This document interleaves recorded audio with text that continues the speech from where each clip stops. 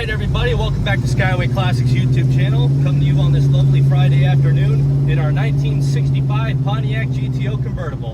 About time we got one of these things back in, and basically in that nice Skyway Classics blue. Other than that, as you can see, we have the old school GTO wheels on it. Other than that, we have a white manual top. To go onto the interior, imagine that beautiful white, I like to say more of like a cream kind of vinyl. As you can see, it is very well done. They even have the Pontiac logo embedded into the seats. But other than that, these twin bucket seats come with the automatic shifter, the appropriate shifter. I want to say that shifter is as solid as a dime. Other than that, you got the 3-spoke wooden wheel. Our tack is working, our cluster is working. In fact, we just put gas in and that in fact works. One of the coolest things about the 65 GTO is the fact that the key ignition is actually on the driver's side more than in the middle. So if your friends ever want to play a joke on you, that ain't gonna happen. Other than that, you still got your Delco radio, which I do not know if it works. Static, but can always be rebuilt. You also have that emergency handle for people who cannot handle the power of the GTO.